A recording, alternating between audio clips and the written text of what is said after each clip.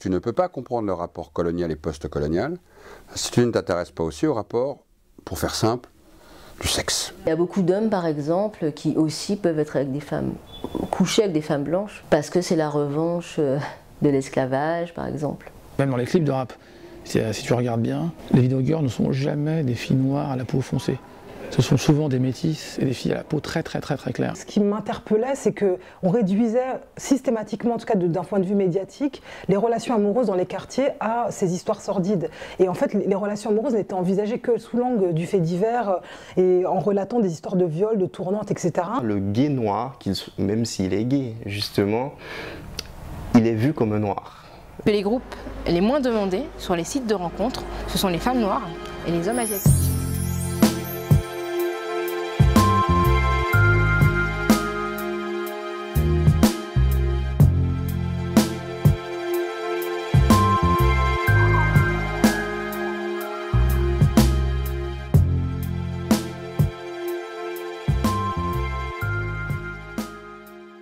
On est parti sur une hypothèse, c'est que tu ne peux pas comprendre le rapport colonial et post-colonial si tu ne t'intéresses pas aussi au rapport, pour faire simple, du sexe, de l'érotisme, du fantasme, de la violence, du viol.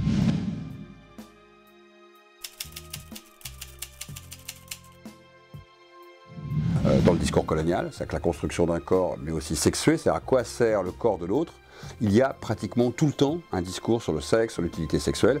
Et puis, il n'y a pas une affiche ou une image qui ne donne pas le rapport à la domination sexuelle, à l'offrande sexuelle qu'offrent les colonies. Ça fait partie de la mythologie. Et en même temps, tout ceci s'accompagne d'un discours anti-métissage absolument incroyable dans toutes les capitales coloniales. C'est-à-dire qu'en gros, il y a du cul partout. Je vais faire simple. C'est comme ça qu'on t'attire aux colonies et l'interdit partout. On ne se marie pas, en gros, avec une indigène. Pour faire à peu près simple, on évite d'avoir des enfants, si on a, on ne les reconnaît pas. Donc c'est-à-dire qu'on va très loin. Hein. Même un jour, le droit français va se poser la question en 1926. Par exemple, qu'est-ce qu'on fait? On avait parlé un jour ensemble de ces enfants métis, sont-ils français ou non? Et puis surtout, il y a l'inverse. C'est la femme blanche avec un indigène. Alors là, c'est l'interdit absolu. Ce qui est devenu toléré, voire recommandé pour que l'homme blanc aux colonies tienne, parce qu'on comprend que dans cette mécanique-là, sinon il n'irait pas aux colonies, on l'interdit de manière absolue aux peu de femmes blanches qui seraient aux colonies, en disant que l'interdit absolu serait une femme blanche qui se retrouverait avec un homme noir, un homme oriental, un homme asiatique. Cette mécanique-là se met progressivement en place, devient presque une institution, au point que va même émerger, que ce soit aux Antilles, dans les champs esclavagistes par exemple, mais au Brésil de la même manière, des femmes qui auront pour fonction non pas d'être des femmes domestiques, non pas pour fonction d'être des femmes au champ travailleuses, non pas d'être pour fonction des femmes reproductives, même si elles peuvent le devenir, d'être des femmes à maître, qui est un statut en soi, que le droit esclavagiste va identifier. Qu'est-ce qui est intéressant à regarder sur les sites internet? D'abord, c'est ce qui existe en termes de récurrence. En fait, tu constates qu'il y a énormément d'hommes noirs, femmes blanches, parce que qu'est le fantasme, puisqu'avant c'était l'interdit colonial absolu, et qui renvoie à un fantasme sexuel de la domination de l'homme sur la femme. Tu as très peu l'inverse, de voir l'homme blanc avec la femme noire, qui était par définition, je veux dire, l'élément le plus basique, presque le plus banal du système colonial. Tu as très peu ce phénomène-là. Ça ne veut pas dire qu'il est absent. Hein. Pour un homme politique noir, avoir épousé une blanche, et rappelle-toi, si tu prends que l'exemple de la Côte d'Ivoire, la symbolique auquel ça renvoyait, c'était une preuve de puissance, parce que tu avais pris la femme du blanc, et d'occidentalisation du leader, du chef d'État. Et tous les grands chefs d'État africains, seulement ceux qu'on a vu plusieurs, comme Bongo, avaient toujours une femme blanche. Donc tu vois, tu as ça. Donc ça revient dans la culture populaire. L'exotisation s'est inversée.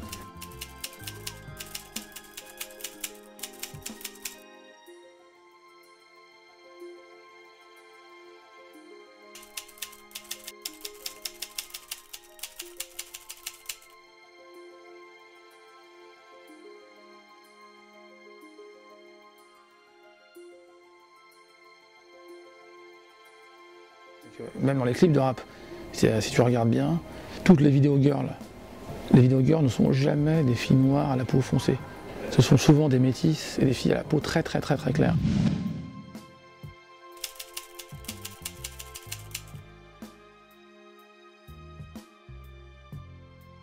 Il y avait un côté très black power, très afrocentriste, où il fallait justement pas être avec une blanche, il fallait être avec des sœurs noires. Et de l'autre côté, il y a eu dans le gangsta rap, il y a eu tout un truc où il y a eu une espèce de gangbang, une espèce un peu de figure de la blanche sacrifiée gangbang, dans une espèce de viol collectif. Ça a toujours été une thématique hyper houleuse, scabreuse, et en même temps qui pour moi un des fondamentaux de la relation de race aux États-Unis, c'est qu'il ne faut pas oublier que la femme blanche a longtemps été le fruit défendu. Une simple relation sexuelle avec une blanche dans le sud des États-Unis conduisait automatiquement le mec au lynchage. Donc déjà, quand ça s'est posé, il y a tout un imaginaire, évidemment, qui est évidemment différent quand tu grandis dans un pays où ton grand-père, les arrière-grands-pères, ton père te raconte des histoires où des types se sont fait violer, parce qu'ils se sont fait lyncher, parce qu'ils sont sortis avec une blanche. Mais évidemment, dans l'imaginaire du blanc des années 30, ça ne pouvait être qu'un viol. Puisque le noir, considéré comme un animal, ne pouvait être objet de désir.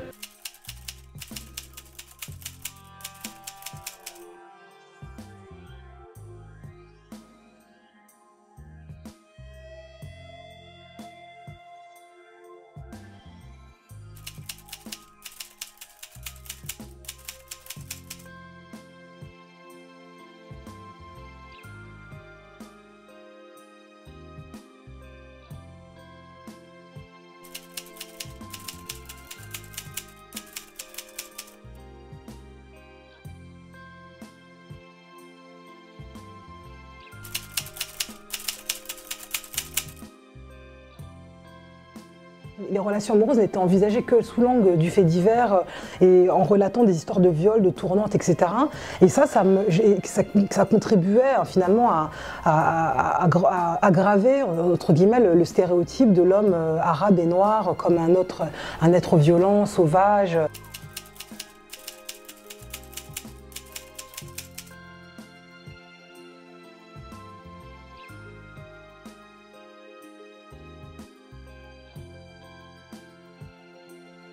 J'ai remarqué il y a pas longtemps qu'aux États-Unis, mais je pense que c'est le cas aussi en France, que les groupes les moins demandés sur les sites de rencontres, ce sont les femmes noires et les hommes asiatiques.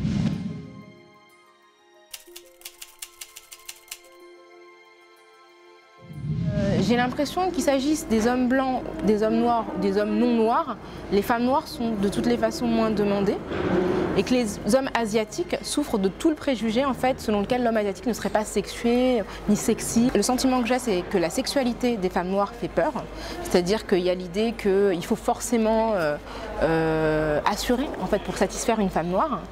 Ce qui fait que le pendant de ça, c'est que j'ai le sentiment que certains hommes non noirs, lorsqu'ils sont avec des femmes noires, essayent d'envoyer un message selon lequel, si je suis avec elle, ça veut dire que d'une certaine manière, voilà, j'ai quand même des certaines qualités. Donc c'est quelque chose qui me semble assez répandu. Et puis moi, j'ai beaucoup entendu dire que les femmes noires n'étaient pas raffinées, qu'elles n'étaient pas capables de faire preuve de tendresse. Voilà tous les signaux en fait dans l'intimité, que c'était pas forcément des femmes qui allaient se montrer tendres, attentives, attentionnées, etc. Et que ça c'était plus quelque chose qui, selon certains clichés, appartiendrait aux femmes blanches. Et je crois que cette agressivité qu'on accole aux femmes noires en fait les rend moins attirantes et moins peut-être elles ont moins de valeur en fait sur le marché des rencontres. À cause de ça, beaucoup des hommes blancs en fait ont peur, tout simplement peur des femmes noires, le sentiment que c'est quelque chose d'éloigné, donc qui peut être un fantasme, mais un fantasme qu'on ne va pas forcément oser aborder.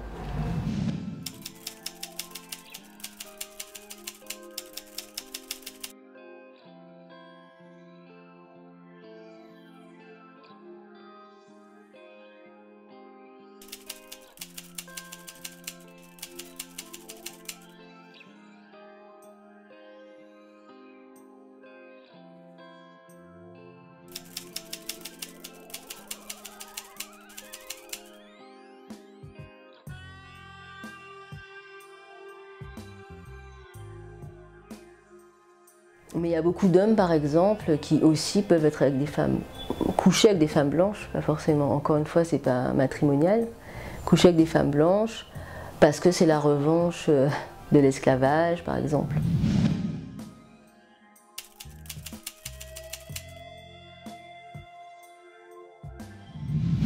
Qui vont le dire clairement, que quelque part, ils prennent bien nos femmes, nous on peut bien prendre les leurs, quoi. Donc les femmes ne le vivent pas comme ça. Pour les femmes, je pense que c'est plus... elles vont rechercher quand même l'aspect matrimonial, parce que c'est quelque chose qui est envisageable. C'est envisageable aussi dans l'autre sens, mais encore une fois, c'est moins présent. Il y a toutes sortes de discours, mais il y a beaucoup d'hommes qui vont... c'est cette espèce toujours cet imaginaire colonial où la femme blanche où l'homme blanc aussi va être valorisé, aussi parce que d'un point de vue économique aussi, on va dire. Il y a des femmes aussi qui vont rechercher, parce que chez nous, bon, quand on parle des catégories phénotypico-sociales, bon, les béquets restent entre eux, parce qu'il y a ça aussi, les blancs pays, comme on dit, restent entre eux. Ils peuvent se marier avec des personnes de l'extérieur, des blancs de l'extérieur, ou même les métis, non. J'ai connu une personne qui était mariée avec un béquet qui a divorcé au final, à cause de la pression familiale. Donc il n'y a pas de mariage avec les afrodescendants. Il y a peut-être des coucheries, mais il n'y a pas de mariage. Et donc il y a, c'est vrai, cette espèce d'attirance pour le corps clair, donc blanc ou clair de peau, encore chez certaines femmes, encore chez certains hommes. J'en parlais dernièrement avec des amis qui me disaient oui, mais est-ce que c'est pas en train de disparaître? Je dis non, je pense que c'est toujours bien là. Maintenant la différence c'est que les femmes noires, plus foncées en tout cas, elles ne vivent plus le fait d'être plus foncées simplement, ou d'avoir les cheveux plus crépus ou crépus simplement, d'être moins belles ou ne pas être belles, etc. Qui vont aujourd'hui valoriser leur esthétique. Donc du coup je pense qu'elles ont plus confiance en elles et que du coup elles ont des relations amoureuses qui sont moins problématiques, moins pathologiques. Ça c'est bien nouveau et c'est très positif justement pour notre société, pour les enfants qui viennent aussi, parce que de plus en plus d'enfants ne sont, qu'ils soient, quelle que soit la nature du cheveu, sont naturels, puisqu'on détruisait parfois les enfants très tôt.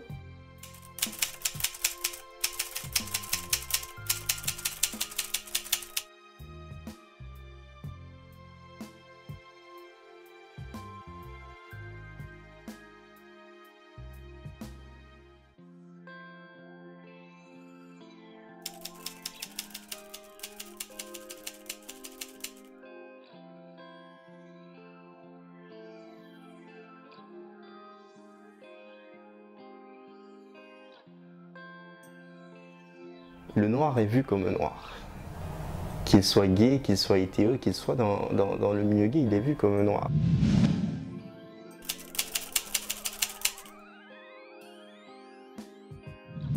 Noir avant tout, avec toutes les idées qu'on peut avoir derrière la tête.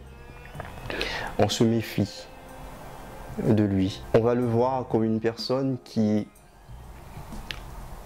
est là justement pour profiter, pour de l'argent, pour tout cela. C'est vrai qu'il m'a été en tout cas très compliqué de montrer une autre image justement de ce noir gay. Une image d'un noir qui est fier, qui n'est pas là pour prendre, qui est là pour comprendre, qui est là pour aimer également. Et c'est vrai que ça prend du temps. Parce que d'autres vont dire « Ah oui, mais j'ai connu ce noir-là. » Et moi je dirais « Oui, mais j'ai connu ce blanc-là aussi. » Dans les deux côtés, on peut être méfiant. Mais si on mettait la méfiance de côté et qu'on mettait l'humain en avant, on verrait les choses différemment. On s'accepterait mieux.